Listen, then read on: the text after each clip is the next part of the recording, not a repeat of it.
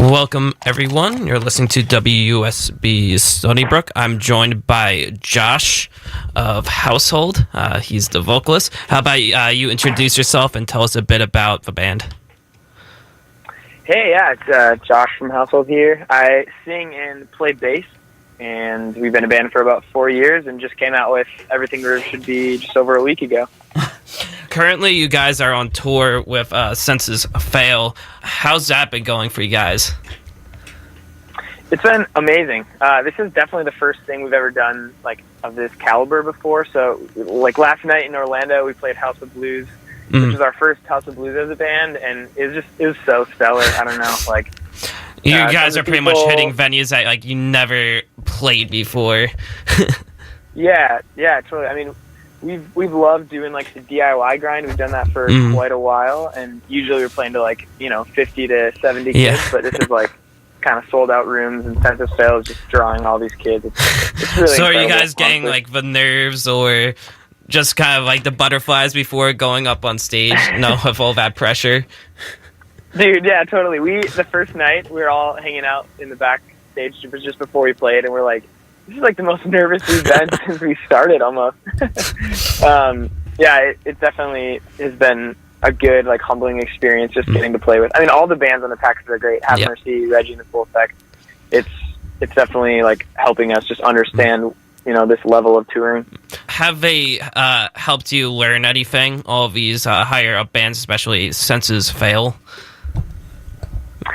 Yeah, I mean, the cool thing is like, until you've done something like this, you don't really know like the speed or like the temper of the tour. So everyone's been helpful just with like communicating little things with us. Like I don't, being a DIY band, we're not used to kind of the corporate aspect of it in some ways, and so there's a lot of like, little like etiquette things that we're learning, and just like how to treat everyone. It's nice that everyone's like being gracious with us as we're learning. Just like, there's different, different ways to do touring at this level, and it's like much more of a, procedure to get it all done. Is there any new tour stories you want to share with the people listening?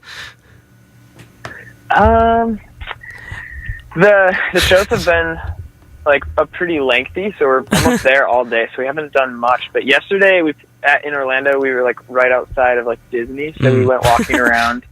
And that was just, I mean, no like cool story, but went to the Star Wars store and made lightsabers and played with Legos. That was pretty fun. You guys had did a lot of changing for the past like half a year, and the first piece of it is transforming from a 5-piece to a 3-piece. So was this challenging? What was the kind of feel of becoming kind of a new band per se?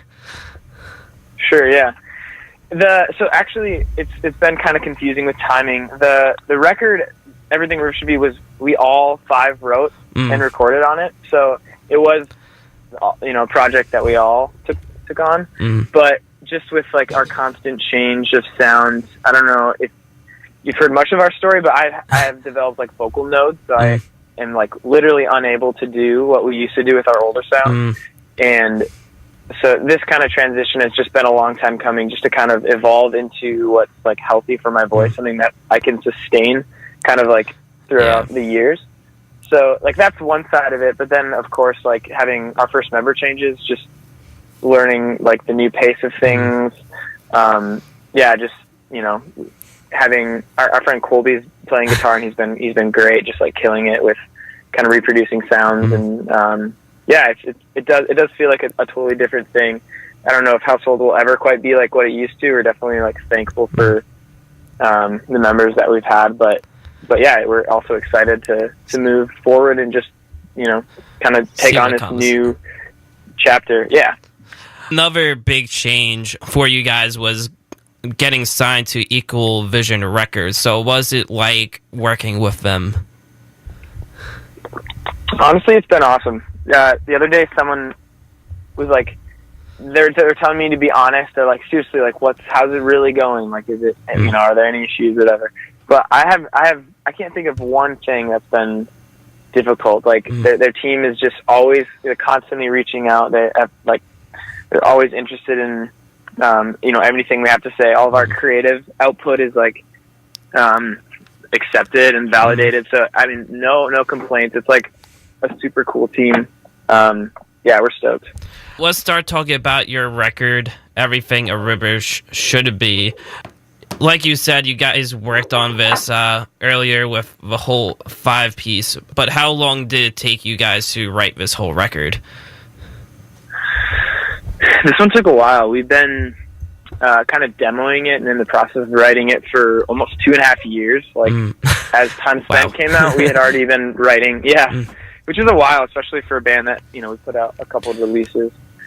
So it's definitely taken a while, but we're finally like happy with what the sound became, and I think we're pretty excited with just like the new rock vibes.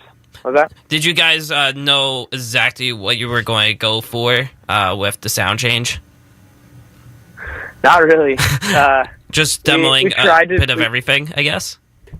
Yeah, totally. I remember the first demo we had where I was just like kind of purely screaming without any grit and just like in a mellowed temper, and it was, I don't know, it was definitely interesting seeing how it was received, especially when you're demoing and you've never done it before. So like how you come across, like that all just sounds different. You kind of have to like learn, and honestly singing is just hard, so it's definitely taken a little bit. Let's talk about the name of the record and the artwork. Why did you name it Everything a River Should Be, and why did you pick the artwork for the record? For the audience that doesn't know what it is, it's pretty much like a woods landscape with kind of spirits floating onward. Right. Yeah. So while we were recording, we were just like brainstorming different art directions, and our bass player at the time, Josh, he had a room, like a friend who was moving out of his apartment and just like selling his art just to like pay for rent. So it was like super cheap. And we like one of the pieces just caught our eye, and we tried like manipulating it and changing like the color scheme and like editing parts of it. But at the end of the day, we just went with like the exact original artwork. So that's just like kind of a friend of ours who, just kind of made this. I don't know. We felt like it evoked some cool feelings, and like when paired with the music, it just seemed to fit perfectly. Kind of express this like melancholy, like sadness when thinking about like relationships. So yeah, it's cool. What were some things that you had a lot of fun experimenting with on this record? This one we spent like double what we've spent in the studio before. We spent 4 weeks doing it, and I think Time Spent was like under 2 weeks. So we definitely worked on like different guitar tones, and there's like plenty of harmony and like extra vocals that we added. So we definitely took our time just in like the kind of the peripheral sounds of the record, and kind of let all the songs breathe in that way, which was pretty fun compared to like just like busting as hard as we could and like just trying to cram all these songs into our time frame. We definitely had the time to like work around the tunes and let them become what they did. What were maybe some artists that you took influence from creating the ambient sound on this record? We've never had a good answer for that question, like in all of our musical tastes. But I mean, like this is funny. I always say the band that I listened to the most growing up was Relient K, and they're just like a punk rock band. And so honestly, there are some melody choices and just like some lyric ideas that are taken from just like how they portray their songs. But I don't know. Our manager Nick has a lot of cool bands like Turnover and like there's that band Microwave and All Get Out. Like all those bands are just doing some cool rock thing, and I don't think we necessarily sound like those bands, but we're excited about what they're doing, and in some ways are just associating our sound with just like that same rock, grunge, emo thing that's happening. But over 2.5 years, it honestly changed quite a bit. It's what inspired us and influenced that record. How about you share maybe some backstories to some of the songs on the record? Cool, yeah. Like I was saying a little bit with the artwork, most of the songs are dealing with like different relationships or like friendships in my life that have like gone awry, and mainly just like the introspection to like how those relationships have become like complex or like complicated, I suppose. Like, so specifically, a lot of the record is about my brother, who is actually like right now training in the military, and like him and I are pretty close. But a lot of the times there's this like